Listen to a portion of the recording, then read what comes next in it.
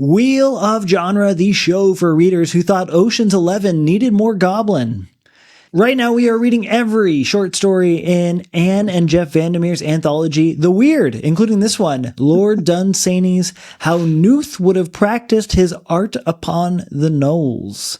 I'm Zach, and this week I am really interested in, I don't know, what makes a story Dunsanian. Like, I guess that's an adjective that everyone uses, and maybe we can try to figure out what exactly that means.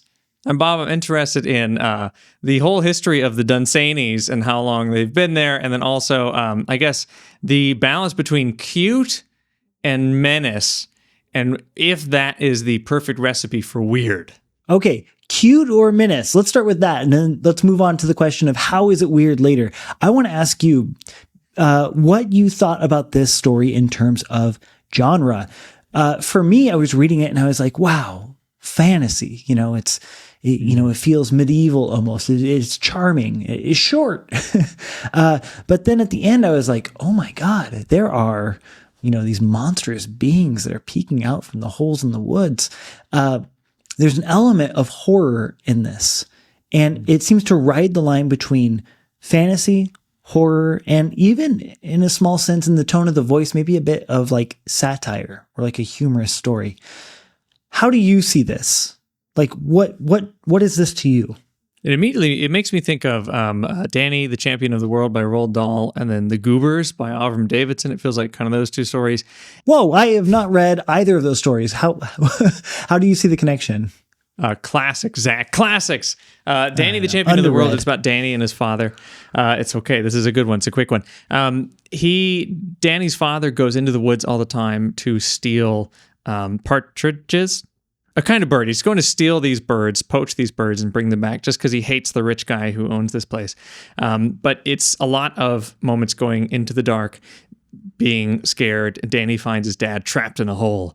The Goobers is a great story where there's these adults are telling this kid these really horrible stories about the Goobers who will come and get him, and it just feels like a threat. Even the kid's like, okay, I know the Goobers don't exist, and there's just the guy who's threatening him. His father is just a total jerk, and the stories just get more and more elaborate. And then one day the Goobers show up and take him away, and it's just horrifying. But I think you're right to say that this story has charm because we walk into these woods. At first, it's talking about, fairies and maybe the hints of elves or something like that. It feels magical. It feels like we're in Iceland going to a little elf house. But then it does get scary. I mean, the last couple words are about, I won't tell you what happened because it's too horrifying. And I won't tell you where they took them because it's too awful. And then they tell us, if you ask me this question, they said, did Nuth ever get caught? He says, no. Are you a child? How would you ask that? It's unsettling in a way because this story that has seemed like a bedtime story, we realize is not a bedtime story at all. It's an adult talking to an adult, but we've been put in the place of children, and it's an unsettling, uncanny experience. I like this idea of you think that you are a certain kind of audience at the start of this story. You think you are a child in bed being read to by your father until you fall asleep. This lovely, fantastical story. But then the switch happens and you realize that no, like the story is not making you this kind of reader. It's actually making you a different kind of reader. It reminds me of From Dusk Till Dawn, which starts out as that kind of like Western action. I don't even know what you call the first half of it, but whatever that first half is, you don't expect that the second half is actually a vampire story and a bloodbath. So, it's amazing that kind of like rhetorical move can happen in a story, which is really, less than 10 pages. It is very, very short. I think so. A lot of what is so effective in this short length also is the kind of uncertainty. We're uncertain of what kind of audience we are, but we're also uncertain what the Gnoles really are. Are they, because sometimes it feels like we're going to see people, like they live in this old house in the woods. Is it an elf house or is it just someone's old house? Why do they have these emeralds that are worth stealing? Are they magical creatures or are they just strange people? Then when they are described as eyes between the nooks and crannies of roots of trees, it's horrifying. I wonder, do you think that there's an interesting kind of blend of not being able to tell what these classical supernatural creatures are and the blend of they might just be regular real people, or they might just be something that's not supernatural at all, just very odd? Ooh, that is a really good question. I think that these creatures are oftentimes interpreted as supernatural, but it's not explicitly confirmed that they are. It's just that the places in which they're hiding are weird and probably smaller than, I guess, a normally sized human being would normally be able to fit. But my understanding is that this is the first appearance of the Gnoles, and then they make appearances. They get picked up again by later authors who take inspiration from this, and in Dungeons and Dragons, where they also make an appearance in reference to this. So in those later ones, they are viewed as supernatural or mythic, woodland creatures. But I think you're right to point out that this story, unless I'm mistaken, doesn't seem to explicitly confirm that. However, what it does do does show that there does seem to be a clear demarcation between civilization and this world of the Gnoles. One of my favorite details that was nestled in this story is it says, the nearest village was some miles away, with the backs of all of its houses turned to the wood, and without one window at all facing in that direction. They did not speak of it there, and elsewhere it is unheard of. And this image brought me back to like my childhood, growing up in a forested area. The front of the house always faces the road, but everyone has a backyard. You can go play in the woods. There's a lawn, but many people have creeks, lots of trees, things like that. The forest is always open to like the person who owns property on the edge of the woods or within the woods. Here you have to imagine the houses forming a kind of barrier or wall, like everything on this side is human civilization, and we don't talk about what's on the other side. Like no one mentions it. It's it's a dark, repressed area, and not just like in a psychological way, but also like on the map. This area we do not talk about. We do not reference. We don't even have windows that look out into this area. It's such a good image. I was thinking of a great D&D campaign, Uncanny Valley, where you're trying to discover, is it a gnoll or is it just your creepy neighbor? I think that this also makes me think of the VanderMeers. It makes me think of Area X again. Before we read the Willows by Blackwood, and it felt like, okay, we've gone to a place that's totally cut off from the rest of society. We're in a place that we're not supposed to be, and the rules no longer apply because it's kind of outside of our regular universe. Here, it's kind of the edge, or like the fence between the two. There's the place that you don't look at deep in the woods where all of these terrible things live. And then there's the people who are right next to it. And all of those things could, if you stare at them, they're going to come into your house. I think that might be a weird element to this too. This kind of riding the line, the property edge between the unknown and creepy, and then just regular old suburbia. I read a little bit about Dunsany, his way of writing stories, and apparently most of these he just does in one shot. Like he sits down and he just writes it, and he does minimal to no editing. It's like a dream that just kind of unfolds in front of his eyes, through the pen. But one thing I thought was so interesting is that oftentimes he wouldn't start from nothing. He would start from an image prompt. So his books apparently are filled with these images from this artist named Sidney Syme. And the way he would often work is Syme would give him a fantastic image, and then Dunsany would look at it and then write a story that fit it. I thought that was such a cool way of generating new work, generating new ideas. And it's something that I don't see very many people doing. Syme's illustrations are just incredible, too. They're in a lot of the Dunsany books after they collaborated. So they're both extremely accomplished, and they're very original in what they're doing. I wonder, too, is Dunsany, he's a pistol champion of Ireland. He's also a chess champion, an extreme chess champion. I wonder if that kind of level of focus of being able to inhabit the image and then not just put out like a, whatever first draft that you're going to work out later. But I think he can inhabit it and focus so well that he just steers himself, or he just follows, like you said, the images playing, but he doesn't ever depart. He can see it through to the victory or to the end of the story, just like he can see through from the pistol to the target, or from step one of the chess game to the end. Ooh, I like that metaphor of pistol to target, because when I was looking at the image that goes with this one, it's of the climax of the story. It's the Knoll house with the creatures, that you can't really see what they are. They're very obscure. But what you have when you look at the image for this piece is really the climax of the story.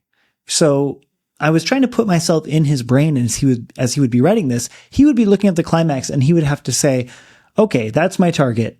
How do I get there? And then, like a marksman. But, it's interesting that, I don't know, that the path there is so rich. And it's not just that like events happen just so that we can get there, but there's a lot of extra detail. There's a lot of voice. There's a lot of playfulness in the way that we get there, giving the narrator a kind of, a voice with opinions and ideas about the world. I think Dunsany was so involved in different parts of society and in different kinds of arts that it brings a lot of that voice into this. While it is a very short story, all of these characters feel very alive. They're quite fun. Nuth is very fun. But he was helping the Abbey Theatre, which is a traditional theatre in Ireland, and he was funding it. And he also kind of had, how there was the Kingsmen, like Shakespeare's company? Lord Dunsany was also supporting his own theatre troupe. So he was like giving them all the money to be able to do, he was really involved in all sorts of different things. And I think when someone lives that rich of a life, even though he wrote, 90 books, I think, even though he was writing constantly, he was also out there living life and doing really interesting things. And it's fun to see someone able to write something in one shot and not belabor it and not just turn it over and over and over and over again. Some might say, okay, you should go and edit your piece, but it seemed like Dunsany knew what he wanted from the start and then completed it and then went on and lived more life. Does that make him lazy or gifted? That's a good question. Lazy or gifted? I think it just shows maybe someone who he just doesn't seem very neurotic, He says, here's my story. I've done it. And now I'm going to go off and go play some chess at an extremely high level.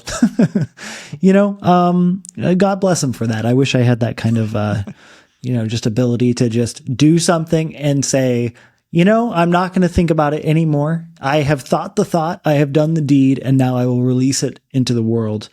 Honestly, after this story, Dunsany is at the top of my list, the very top of my list for who I want to read next with you, especially reading fantasy novels, for example. Well, he has fantasy novels. He also has really fantastic, vaguely adventure novels, and he has one SF novel. I don't know. I just think that it is a damn shame that we have not read Lord Dunsany yet. So Lord Dunsany. Yeah. How are you feeling about him? Well, Zach, the next book I want to read, and one reason I really want to read it, is The King of Elfland's Daughter. That's what I think that's the book he's most famous for. He's also famous for like a kind of mythos that he made. It's kind of like the Silmarillion, but really short, and it's kind of more episodic. But The King of Elfland's Daughter is really short. Hey, Silmarillion's great. But I listened to this album today, 1990. It's a 1977. It's a concept album about this book. It's really hard to find, and all I could find was a playlist on YouTube of someone trying to cobble together all of these different tracks, because I couldn't find any of them anywhere, not on Spotify, and only like a handful on YouTube. But it was awesome. So we have to read this. It's just called The King of Elfland's Daughter, but it's by these two guys who are in a band called Steel Eye Span, Bob Johnson and Peter Knight, and they asked all of these other singers to join. But it's interesting because they'll have a narrator telling part of the book, not even from the book necessarily, but like acting as if they were characters from the book. And then it just goes into, I guess, like 1970s psychedelic, almost prog rock. It's a little bit like, it's like low budget Jesus Christ Superstars, but or like Donovan. Awesome. But it was pretty great. At the end of the playlist, the next video was how to grow oyster mushrooms from used coffee grounds cheap and easy, part 1. So it's a it's an album worth listening to. Yeah, it's definitely hitting a target market. Zach, I got to tell you one more fact. So this peerage of the Dunsanys, they've been living at the same house for 900 years, over 900 years. And so I think that our Dunsany that we're reading today is the 18th Baron. And then, and the 21st Baron is really cool. I was looking, he's the living Baron right now, living at this house. So right away, you'll like him. The first image I see of him, he's just wearing a Cannibal Corpse shirt. And he has decided to, he's super cool. He's decided to take the whole property and rewild it. And so he has brought all of these animals back to this area, and it's 750 acres, and he's starting a movement in Ireland to start rewilding different spaces, because he said, look, this is always talked about as being the greenest country in the world and is becoming less and less green. So he has started this, what people call his radical rewilding project. And he said, look, at first people thought it was crazy, but then the bugs started coming back. Then they still thought I was crazy because it's bugs. But then all of these animals started coming back that they hadn't seen in years and years and years and years. And the whole ecosystem is coming back to life. So he's succeeding in this rewilding project. Wow, it reminds me of the first story in this anthology, Alfred Kubin's The Other Side, where the city, everyone falls asleep there and nature starts rewilding itself, and the city just disintegrates with animals walking through. Cool. I want to see a picture of him. I want to see a picture of what happened to the manor. It's a shame because it would have been a perfect haunted house, but a real lost opportunity. Maybe it still can be. I don't know, but once a year. It's open for tours, Zach. We can go. Is it really? Oh, it is. Yep. All right. Well, we are going to have to do Wheel of Genre goes travel. Wheel of Genre, go travel. Where will the wheel land? Episode. All right. I'll talk to you later, Bob. Talk to you later, Zach.